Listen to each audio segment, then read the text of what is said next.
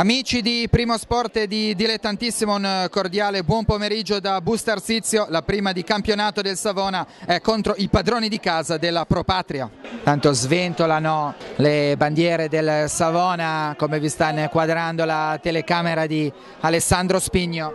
Sistema il pallone a terra Jack De Martis, siamo arrivati all'11° minuto.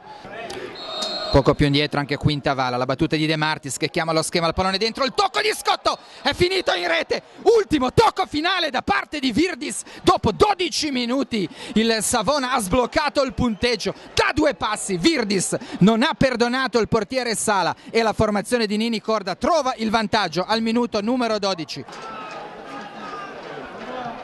Si libera di Serafini, poi Virdis apre a memoria, vince il duello qua, si tratta di Gallon, il cucchiaino di Gallon, il 2-0 da parte del Savona. Con questo straordinario contropiede Gallon va a ricevere gli abbracci di Scotto e di Virdis. Dopo un quarto d'ora il Savona si porta incredibilmente sul 2-0.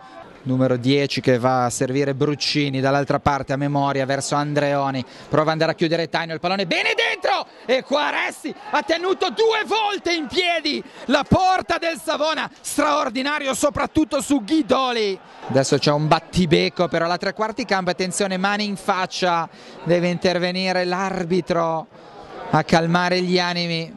Cartellino rosso per Cozzolini, mentre il giocatore del Savona viene solamente ammonito e dunque i padroni di casa che rimangono in 10 uomini.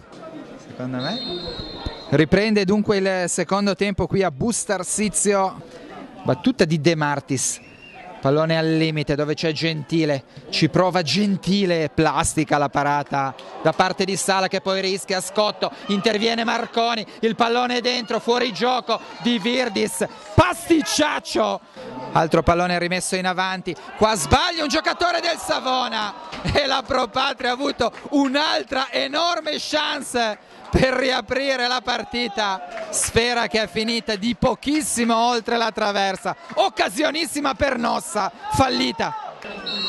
Arriva adesso il triplice fischio, il Savona espugna Busto e coglie la terza vittoria consecutiva, questa più importante perché arriva in campionato.